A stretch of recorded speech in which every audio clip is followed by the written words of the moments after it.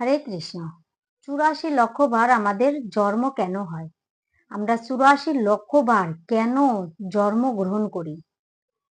আমরা যখন মানুষ হয়ে জন্মগ্রহণ করি তখন আমরা মানুষ হওয়ার পরেও, মৃত্যু হওয়ার পরেও আবার আমাদেরকে 84 লক্ষ বার জন্মগ্রহণ করতে হয়। এটা কেন করতে হয়? গরু, ছাগল, হাঁস, মুরগি থেকে শুরু করে বিভিন্ন পশু পাখি, কীট পতঙ্গ, জলজ উদ্ভিদ, এমনকি বৃক্ষলতা হয়েও আমাদের জন্মগ্রহণ করতে হয়। কেন? কেন আমাদের এত জন্মগ্রহণ করতে হয়, এত কিছু হয়ে জন্মগ্রহণ করতে হয়? আসলে সবকিছুই আমাদের পাপের ফল। এগুলো হচ্ছেন আমাদের কর্মফল।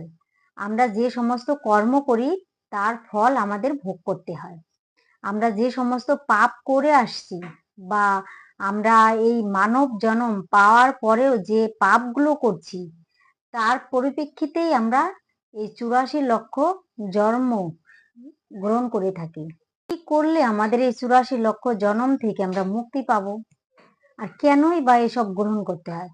আসলে আমরা সনাতনী বলে দাবি করি নিজেকে ঠিকই, কিন্তু আমরা সনাতনী হতে পারিনি। যদি সঠিক সনাতনী হতে পারতাম তাহলে আমাদের 84 লক্ষ বার জন্মগ্রহণ করতে হতো না। কারণ সনাতন ঘরে জন্ম নিলেই সনাতনী হওয়া যায় না। ডাক্তারের ঘরে যেমন জন্ম নিলে ডাক্তার হওয়া যায় না, শিক্ষকের ঘরে জন্ম নিলে যেমন শিক্ষক হওয়া যায় না, তদ্রূপ সনাতনী ঘরে জন্ম নিলেও সনাতনী হওয়া যায় না। সনাতনী হতে হলে সনাতনী কিছু কর্ম করতে হয়।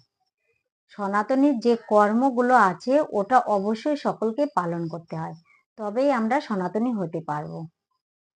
কি করে আমরা সনাতনী হব আর কি করেই বা আমরা 84 লক্ষ জন্ম থেকে মুক্তি পাবো? আসলে আমাদের শাস্ত্র গ্রন্থে এই কলিযুগের জন্য একাদশীর ব্রত রয়েছে। এই একাদশীর ব্রতটা আমাদের অবশ্যই সকলেরই করা উচিত। আমরা এখনো অধিকাংশ মানুষ একাদশীর ব্রত পালন করি না। একাদশীর ব্রত পালন না করলে যত পাপ হয়, একাদশীর দিনে অন্ন খেলে যত পাপ হয়, সেই পাপের ফলে আমাদের 84 লক্ষ জন্ম ভ্রমণ করতে হয়। আর এই কারণেই আমরা সঠিক সনাতনীও হতে পারি না, এমনকি আমাদের 84 লক্ষ জন্ম থেকে আমরা মুক্তিও পাই না। তাই আমাদের একাদশীর ব্রত অবশ্যই সকলেরই পালন করা উচিত বা কর্তব্য। শুধু তাই নয়, আমরা ঘরের এমনও লোক আছি যারা নিজেদের ঘরে ঠাকুর দেবতাদের বা ভগবানকে পর্যন্ত নিজেরা প্রণাম অবধি করে না। একই পরিবারে যদি আমাদের 5-6 জন লোক থাকে তাহলে দেখা যায় একজন ভগবানের পুজো করে বা দেবদেবীর পুজো করে বা ঘরে পুজো করে, আর বাকি যারা আছেন সকলেই দেখা গেল কেউ পুজো করে না, প্রণাম অবধি করে না। মানে তারা এটাই মনে করে যে ভগবানের পুজো একজন করলেই হয়, নিজের কাজ অবধি কেউ করতে চায় না, একজন করলেই সেটাকে সমাধান বলে মনে করে। কিন্তু না, এরকমটা করলে পরে তো সনাতনী হওয়া যায় না। সনাতনী মানে হচ্ছে প্রত্যেকটা মানুষ এক একজন সনাতনী, আর তাকে প্রত্যেকটা মানুষকে যার যার নিজ নিজ কর্তব্য দায়িত্ব পালন করতে হয়। হরিনাম করা আমাদের সনাতনীর একমাত্র অবলম্বন হচ্ছে হরিনাম করা, বা আমাদের 84 লক্ষ জনম থেকে মুক্তি পাওয়ার একমাত্র উপায় হচ্ছে হরিনাম করা। কিন্তু আমরা হরিনাম করি কোথায়? এমন এমন জায়গায়, এমন এমন অনুষ্ঠান আমরা অংশগ্রহণ করি যেখানে লোককে হরিনাম মুখে তো উচ্চারণ করানো সম্ভব হয় না। শুধু তাই নয়, যখন সবাই হরে কৃষ্ণ মহামন্ত্র হাত তুলে বলে, তারা হাত তুলতেও লজ্জা পায়, হরে কৃষ্ণ মুখে বলতেও লজ্জা পায়। তো হরিনাম করতে যদি এত লজ্জা থাকে তাহলে তারা কি করে 84 জনম থেকে মুক্ত পাবে, আর কি করেই বা সঠিক একজন সনাতনী হবে? আমাদের সকলেরই হরিনাম করা উচিত, হরিনাম করা উচিত, জপমালায় জপ করা উচিত। ভগবানের একটু নিলিবিলি হয়ে একটু নাম করা অবশ্যই সকলেরই কর্তব্য। কিন্তু আমরা সেটা করি কোথায়? গ্রন্থ অধ্যয়ন, গীতা অধ্যয়ন। গীতা হচ্ছে আমাদের সনাতন ধর্মের শ্রেষ্ঠ গ্রন্থ। কলিযুগের জন্য এই গীতা আমাদের সকলকেই পড়া উচিত, কিন্তু আমরা পড়ি কোথায়? কয়জনই বা পড়ি? কি করে আমরা 84 লক্ষ জনম ভ্রমণ করব, জনম থেকে মুক্তি পাবো? আমাদের যদি 84 লক্ষ জনম থেকে মুক্তি পেতে হয়, তাহলে আমাদের হরিনাম করতে হবে, গীতা ভাগবতম অধ্যয়ন করতে হবে।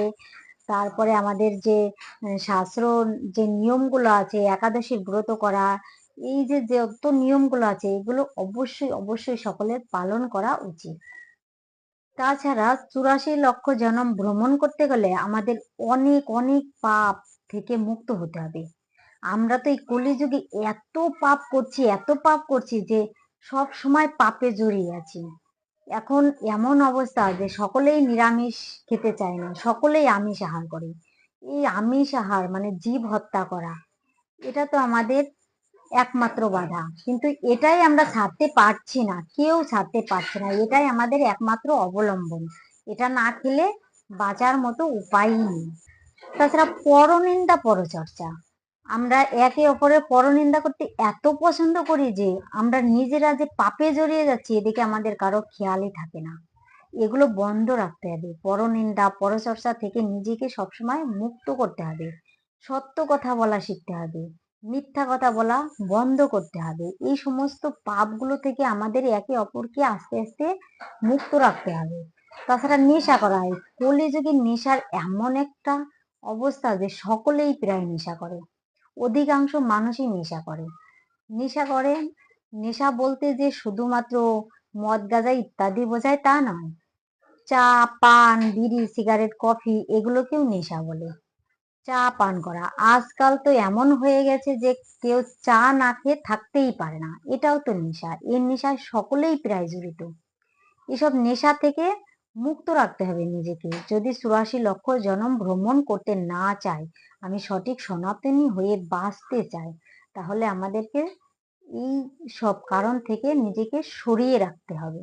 অপ্রয়োজনীয় কথা বলা যতটা বন্ধ করা যাবে, ততটাই আমরা পাপ থেকে ধীরে ধীরে মুক্তি হতে পারবো। তাই সকলেই চেষ্টা করবেন নিজেকে পাপ থেকে মুক্তি করার, নিজেকে সনাতনী হিসেবে গড়ে তোলার, নিজেকে সঠিকভাবে পরিচালনা করার, আর নিজে 84 লক্ষ জনম থেকে মুক্তি পাওয়ার। হরে কৃষ্ণ।